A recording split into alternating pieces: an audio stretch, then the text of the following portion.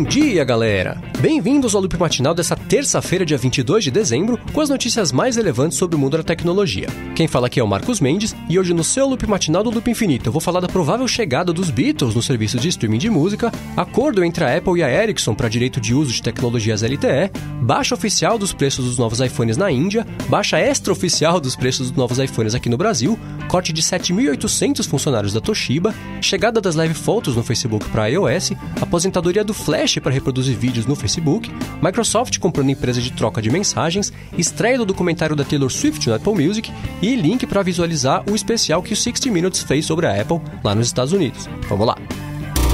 Ontem eu falei aqui da matéria que o 60 Minutes fez sobre a Apple, que contou com entrevistas com os executivos da empresa, acesso a várias áreas secretas, discussões sobre os mais variados temas, e eu prometi aqui que se aparecesse um link para ver o especial, eu ia contar para vocês. Então, apareceu. A própria CBS postou lá no site deles o programa na íntegra, com direito até alguns segmentos que não foram pro ar. A gente colocou o link aqui na descrição do episódio, ele é meio comprido aqui para eu digitar para vocês, e se você entende inglês legal e quiser ver o especial, que na verdade tem um pouco menos de 40 minutos, não é 60 minutos, eu recomendo bastante que você passe lá para ver, porque é bem interessante. Num outro follow-up de uma coisa que eu falei aqui outro dia, foi ao ar nesse fim de semana lá no Apple Music aquele documentário da Taylor Swift, que trata da turnê mais recente dela. O documentário tem 2 horas de duração, e logo que ele apareceu lá no Apple Music, muita gente teve dificuldade para ver, não estava funcionando direito, os servidores deram uma engasgada, mas agora já tá tudo bem, e se você for fã da Taylor Swift e quiser ver o documentário, ele tá lá esperando por você. Lembrando, claro, que você tem que ser assinante do Apple Music para conseguir visualizar, e que tanto os usuários de iOS quanto os usuários de Android conseguem usar o serviço de graça por 3 meses, antes de ter que começar a pagar.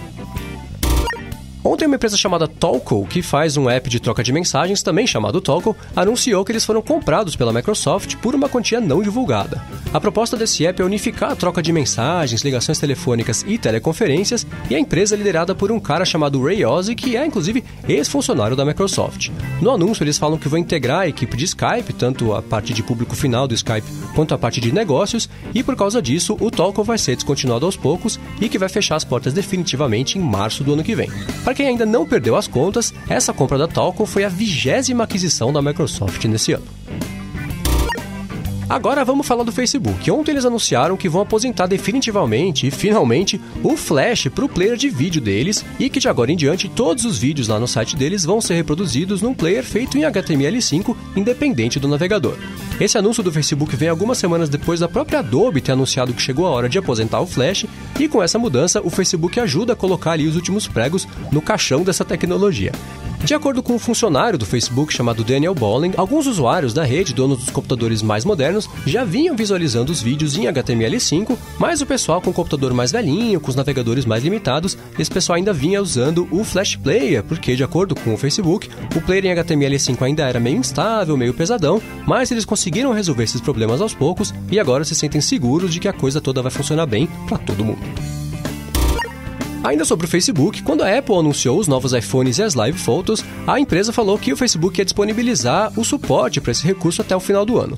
Para quem não se lembra, as live photos são aquela espécie de vídeo que os novos iPhones capturam automaticamente quando você vai tirar uma foto, o iPhone registra ali alguns momentos antes da foto, alguns momentos depois, e no fim das contas, cada imagem que você captura tem um contexto maior da situação, se você quiser ver essa espécie de videozinho que ele faz. Bom, ontem o Facebook começou a cumprir essa promessa, ainda que em partes. Eles passaram a oferecer esse suporte às live photos no app deles para iOS, mas isso só para alguns usuários. Eles falaram que o recurso ainda está em fase de testes, que essa leva inicial de usuários vai ajudar a desenvolver a coisa toda, para que ela possa ficar bem bacana e possa ser liberada para todo mundo sem maiores problemas. A má notícia é que eles falaram que para os usuários em geral, o suporte às live photos só vai ser liberado no ano que vem.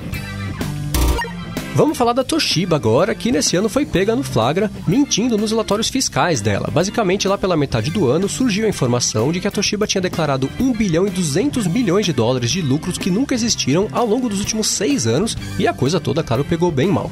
Quando esse escândalo veio à tona na metade do ano, o então CEO da empresa, um cara chamado Isao Tanaka, renunciou ao cargo, mas isso, claro, não foi suficiente para resolver a situação, porque, claro, estava faltando um monte de dinheiro, né? Ainda existe um buraco gigantesco nas contas das empresas, e agora os funcionários estão começando a pagar o pato.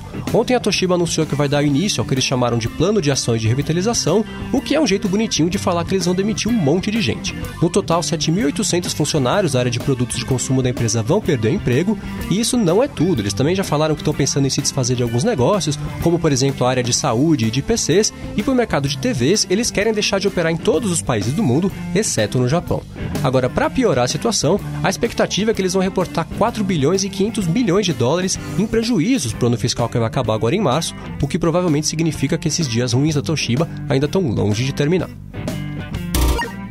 Agora vamos falar da Apple na Índia. Dia desses eu comentei aqui que eles tinham cortado o preço do iPhone 5S quase pela metade por lá, para abrigar de uma forma mais parelha com os aparelhos Android, que custam um pouco menos, mas ontem a Apple anunciou um novo corte de preços, dessa vez para os iPhones 6S e 6S Plus. De acordo com o Times of India, os iPhones tiveram um corte médio de 16% nos preços, o que é uma coisa bem rara. Isso pode significar que as vendas dos novos iPhones estão abaixo do que era esperado lá na Índia e que a Apple resolveu abrir mão das margens dela para tentar vender um pouco a mais no fim do ano, mas isso também pode ser uma estratégia para deixar o preço dos novos iPhones um pouco mais competitivos em relação ao próprio iPhone 5S. Se a pessoa estiver pensando em comprar um iPhone 5S, a expectativa da Apple é que ela possa ali se sentir tentada a comprar um iPhone mais novo se ela juntar um pouco de grana a mais. Enquanto isso, aqui no Brasil, várias redes de varejo também vêm oferecendo bons descontos dos modelos atuais do iPhone, que provavelmente não estão vendendo muito por conta dos preços, né? As promoções estão pipocando e acabando sem muito aviso, e por isso o melhor que você faz é ficar de olho ali no blog do iPhone e no Mac Magazine, porque eles têm avisado quando essas promoções aparecem. Ontem tinha iPhone à venda com desconto de R$600, então se você estiver pensando em comprar um iPhone agora nesse final de ano, vale ficar de olho porque a economia pode ser boa. Agora vamos falar sobre um processo que estava correndo há mais de um ano na justiça americana envolvendo a Apple e a Ericsson. Em janeiro, a Apple processou a Ericsson porque, no entendimento da empresa do Tim Cook, a Ericsson estava cobrando valores abusivos de royalties relacionados à tecnologia LTE. E aí o que aconteceu foi que a Ericsson contra-atacou esse processo da Apple com vários outros processos na Europa e na Comissão Internacional de Trade dos Estados Unidos, mas agora tudo se resolveu e eles conseguiram chegar num acordo. Os termos da negociação não foram divulgados, mas de acordo com a estimativa de um banco de investimentos, a Apple vai ter que pagar um valor de 0,5% de comissão para a Ericsson para cada iPhone e cada iPad que foram vendidos ao longo de 2015, já que os pagamentos estavam suspensos desde janeiro por causa do processo. Com isso, a estimativa é que a Ericsson reporte até 1 bilhão e 600 milhões de dólares em ganhos para uso de propriedade intelectual nesse ano, e para efeito de comparação, esse valor foi um pouco mais de 1 bilhão e 100 milhões de dólares no ano passado. Então a Ericsson vai ganhar um pouco a mais, bastante a mais esse ano.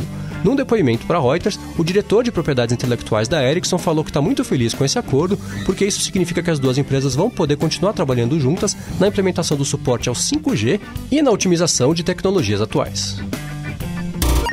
E por último, uma ótima notícia para os fãs de Beatles. De acordo com a Billboard, logo logo, os usuários dos principais serviços de streaming de música, tipo Spotify, Google Play Music e o Apple Music, vão conseguir ouvir as músicas dos Beatles sempre que eles quiserem, resolvendo uma das maiores chateações desde a invenção dos serviços de assinatura de música. Por conta de direitos autorais e direitos de reprodução, os Beatles sempre ficaram de fora dos catálogos de streaming e só dava para comprar as músicas deles no iTunes Store da vida, por exemplo. Mas isso tá com os dias contados. A Billboard falou que na véspera do Natal, a música Hey Jude vai ficar disponível no serviço de streaming e que nas próximas semanas a discografia completa vai chegar para todo mundo. Finalmente, né? Belo presente de fim de ano para quem gosta dos Beatles e para as gerações que agora vão poder ter um pouco mais de contato com as músicas deles. Isso, claro, se as fontes da Billboard estiverem certas, né? Vale fazer essa ressalva. É isso aí, galera. O Loop Matinal do Loop Infinito vai ficando por aqui. Os links das notícias de hoje vocês encontram aqui na descrição do episódio e também lá no soundcloud.com/loopmatinal. Se você quiser falar comigo no Twitter, procura por MVC Mendes, que eu tô sempre por lá. Obrigado a todos pela audiência. Não deixem de se inscrever lá no canal do Loop Infinito no YouTube e eu volto amanhã de manhã. Falou!